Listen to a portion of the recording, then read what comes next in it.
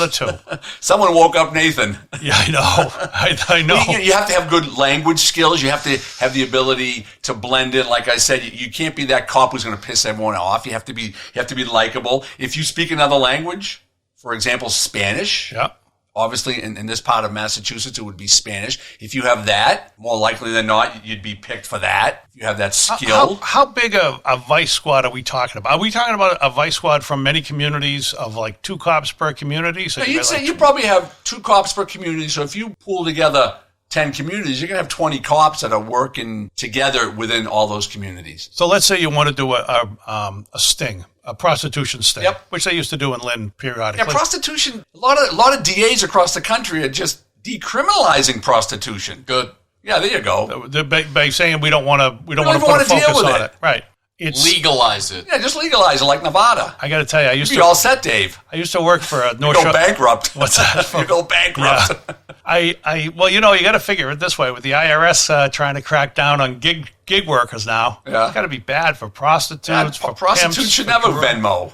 No, you don't want to Venmo a prostitute. She's going to have to claim taxes. You know something? I bet they get Venmo'd a lot. I bet you they do. I bet they do. And they've got to figure out a different way to go. Yeah, it'll be tough for like the prostitute who works out of her house or her condo. Where's BB when you need her? She's been ghosting me. I've tried to call her a couple of times. She would have been great for this podcast. Well, you're not supposed to stalk the guests. I'm sure Nathan has her number. So let me ask you this: you're not going undercover, and you're on the Vice Squad. Yeah. What do you? You would do gambling. You would do the prostitution. You'd be in plain clothes. They would know you in the neighborhood. Like the prostitutes will know a lot of the detectives. Yeah. Gamblers will know the detectives. Drug guys will know the detectives. It's the one that they don't know from the other community that curries their favor, and then they start trusting this guy, and then after 3 or 4 months of buying heroin from them, right, they'll bust him. But that's the guy that's gone undercover. That's the guy that they definitely don't know. He's from a different community. Yep. They've never seen him. Could be a kind of a new guy, a young guy who they don't know. They'll bring in guys from all over the state to do stuff. All right, but if you really need to take someone down that's big. Right, but if I'm your typical suburban community, I mean your typical we'll call it Nathanville. So here in Nathanville, all the lawns are Kentucky bluegrass. Yeah. All the houses are McMansions, and there are always birds singing, even in the middle of winter. We're in Nathanville, and now we found out that streetwalkers and drug dealers are running rampant, and they're all from out of town. They're driving in from out of town,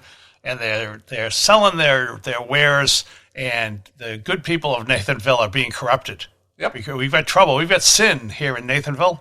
We've got to get rid of the sin. So we turn to the 2 members of the Vice Squad in Nathanville.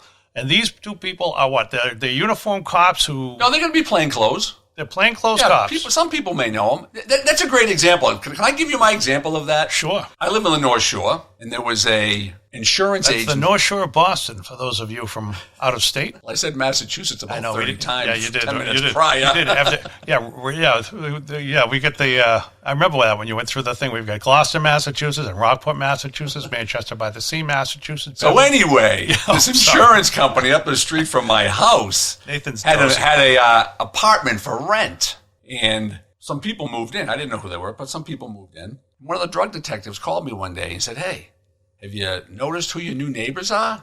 I said, "No, I really haven't noticed." He goes, "Well, yeah, because they're not there during the day." He goes, "I drove by there at like midnight one night. There was a little red light on in the window, and I sat in front of the building for a while, and I saw 3 or 4 cars pull up, and older guys, like in their 60s, get out. And they walked in there, and they stayed in there for 20 minutes, a half hour. The detective goes, and I walked in there myself, and there was 3 or 4 Asian ladies in there offering massages. Awesome. In Nathanville. In Nathanville. In the middle of just a residential community right by the beach. Want to know what we did the next day? Hold on, it's a couple doors down from here? 3 doors down. All right. Not the music group. What days of the week? Oh, this was a while back. So what they did was, instead of trying to do a sting, instead of trying to do anything, we all formed a line outside, and we all had a great week. And then once the line was done, now what they did was the next morning or the next afternoon, they went in there, the 2 plainclothes detectives and 3 or 4 uniform officers, and said, "Hey, this is the deal. We believe you're running an illegal massage parlor in a very nice community, you literally have 24 hours to pack your stuff and leave. And guess what they did? Yeah. This officer, we're on our way. And they went back to Boston because they ran the ladies that were in there. They were out of the Boston area, and they all had criminal records for, Nathan, for what? Criminal records for? Loitering. Good business? For prostitution. Oh, convictions. He surprised us. He surprised us. Yeah, so in communities like that, you got two options. You can do a sting and arrest them. Yep. Okay. Or you can go the easy way. And if they know that you got them and they knew that they were got, they just packed their bags and they left. There's a third option. Oh, what's that? Ignore it. Ignore it. Shit, just people making a living. See, you can ignore it in big communities because no one really knows what's going on in a lot of strip malls. But in a small community, residential neighborhoods where there's 10 cars parked on the street at any given time, now there's 18 cars and people are double parked and people are going in and out at 2 a.m. People notice that stuff. And they don't want it in there. People from the neighborhood. People should mind their own fucking business if Grandpa wants a hand job at 3 a.m. Yeah, so communities like that, that's how they deal with it. But in a community like Boston, you got to go undercover and you got to just hit them when they're making their money and just keep on arresting them because every time you arrest 10, 20 more are coming in. Well, I'll tell you one of the things about the when Lynn used to do the roundups, and I know other communities have done that, where they've got they've got streetwalkers somewhere, and so they run a sting operation, and they round up all the Johns, and then all the Johns get their names in the paper, and the idea of it is you're going to hit at demand. On the other hand, go into the idea that this is a victimless crime. And again, when it is victim, if no one knows what's going on, it's definitely victimless. Right, but when Robert Kraft got busted, as long as the girl's 18. Right. When Robert Kraft got, well, that's the thing. When Robert Kraft got busted, I don't know if you remember this, Patriots owner, it was all about, there was sex trafficking. It was sex trafficking. It was a sex trafficking sting. It turned out to not be a sex trafficking sting. Or maybe it was a sting, but it turned out to not be sex trafficking. Yeah, there wasn't underage girl. There were 45-year-old ladies who've been doing it their whole life. Yeah, which is, to my mind, maybe they just got bad information, or maybe the DA figured, I mean, obviously, if you're not Robert Kraft, you don't get your name in the paper. Maybe nobody gets their name in the paper. Usually not. Because, but that's one of the things it does. It embarrasses people. It creates problems for at home. I would think that Robert Kraft, with all his money, could just call someone up, go to a hotel, and have $1,000 a night call girl go in there and not want nothing from him other than the money. Right. But so to do what he did, obviously, it wasn't an intelligent move. Maybe it's an indication that he's an elderly widower. Maybe I don't know. To give him the benefit of the doubt, I don't think Squad shouldn't be targeting that type of. They should be targeting the pimps. They should be targeting the pimps that have the underage girls who are not there voluntarily. Right. They should be targeting the areas where not only is there prostitution, but there's gang activity, there's drug activity, there's robberies. That's when you need a vice squad. And this is all the stuff that surrounds vice. I mean, this is the real reason the real reason vice is bad is you've got let's say the morals police on the one side. Yep.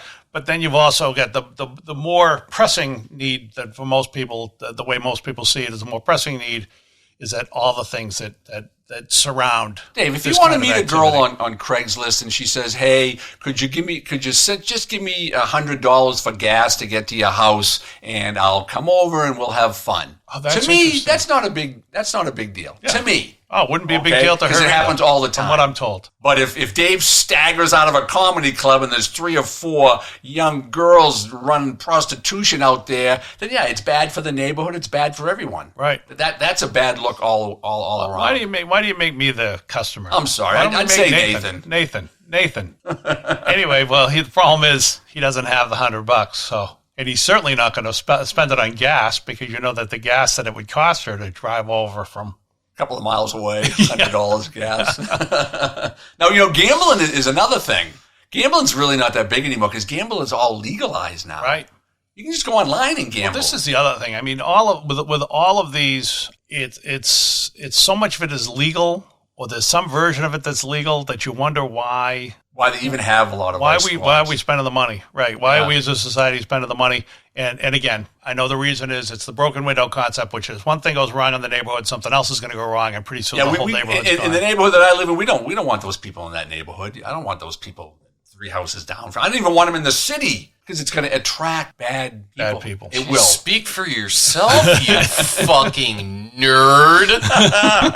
Oh, boo! Someone's getting jerked off across the street. This is ruining my Christian neighborhood. That sounds like Chris Farley. Can you do a Chris Farley? Not really. That sounded like him, though. I'd need more coke to emulate him. But, gambling, I got a funny gambling story. All right, good. So I knew someone back in the day. I knew someone in the gambling business, and he would be the type of person that may collect money. So if you owe a couple $100 or a couple of $1,000, he would be the guy who'd be knocking on your door and say, "Hey, brother, you owe Vinny from East Boston a few $100. Vinny from East Boston? You might want to pay up." I think I know him. Yeah, so he called me one day. But he would be the guy. Yeah. Vinny from East Boston. My Vinny from East Boston is the guy who actually takes the money to feed his gambling habit. And this is the thing, too. This is an addiction. Oh, yeah. For many people, drugs.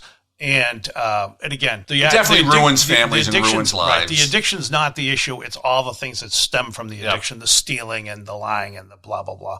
And the same thing is with gambling. I mean, gambling is, if you don't see it, you don't know it. Yeah. But gambling, you get people who steal from their friends. Oh, yeah, absolutely. Steal from their families. They lose their jobs. They do this. They do that. And it's all stems from. That's why whenever you've got a casino that comes into town, the casino's got to shell out some money for gambling anonymous projects. Anyway, should I go back to my story? So the gambling thing. You've got a bookie. Is a bookie or a loan shark? No, I know someone who collects. I used to know someone who collects money. He's a collector. Yeah. So he called me. What's that? You used to know somebody who's a collector? Know him, he called me one day. Big dude? Big enough. Mean dude? Mean enough. Mean enough. He gets the job done. He's a good worker. He's a good worker. He's a good employee. Does he have a particular set of skills? Yeah. Okay. Just intimidate you. So this is one of your friends. Yeah, he calls me up and he says, "Hey, do you know an individual by the name of this name?" Yep. I said, "Yeah, I know him. I happen to work with him. He's a police officer." He's a police officer. I thought he was a police officer. He goes, "Well, he owes some people some money. He owes some people some money." He goes, "Do you think you can mediate this for me? Because I really don't want to go knocking on his door and do what I usually do when people owe money." So I said, "For you, no problem." I called the guy up. I said, "Hey, I heard you owe some money." He goes, "How do you know?" I said, "Well, I happen to know the guy who's going to come knocking on your door in a couple of days if you don't pay him." Did you tell him the name of the guy? No, I didn't tell him the name of the guy. All right. So we mediated that, and the debt was paid, and no arms were broken, no teeth were knocked out, and everyone was happy. How much was it? I think it was a couple of $1,000. Okay. Yeah, a few thousand will probably get a broken bone. A few hundred will probably get a warning. Okay. Not that I really know that, but I think logically speaking, you're not going to break someone's arm for $200, but for $2,000 or $3,000, you might. Right. And the idea of it is to intimidate everyone else who owes money. Oh, right. Good point. Because if you knew that Nathan got his arm broken because he owed a couple of $1,000, that'd be great. To a bookie, I think all of Nathan's associates and his friends would be like, "Oh wow, Nathan just got his arm broken. He owed $2,000. I owe $3,000. What are they going to do to me?" Right. Well, it's not three. If you theoretically, if you owe $3,000, your arm gets broken first, and Nathan walks away with his. Yeah, so you want to? Nathan would want to surround himself with real degenerate losers who owe a lot more money than him because he might slide through. I know a lot of the comedians he knows. He's surrounded by degenerate losers. So that's wild. And this is, I guess, this is another thing. If you've got, and again, cops, I'm going to guess this. I know cops have gotten in trouble for drugs. I know cops have drugs, prostitution, gambling. Yeah. And the idea is, again, even though they've got to enforce the laws, they don't really believe in these laws, and this allows. Dave, what would you do, Dave? Let me seriously. You and Nathan. Yeah. What would you guys do if you get a call for a loud party, 2 a.m? Is this a story? The subject? You don't like my point of view about. No, I was going to ask you what you would do. Compromise. How you would handle this. How would I handle what? Yep. You and Nathan. Saskia and Hutch over there. You guys are riding in the same car. Okay. 2:00. And we've talked about this before, but Nathan is the one who slides across the front of the car, the hood of the car, in the intro credits. So you go to a house in Suburbia. Yeah. Off the beaten path. Okay. Only had a couple of neighbors, but one of the neighbors happened to be up and they heard loud music. Okay. You go down the long driveway, nice, wealthy neighborhood. Ooh. You roll up, loud party, bunch of strippers.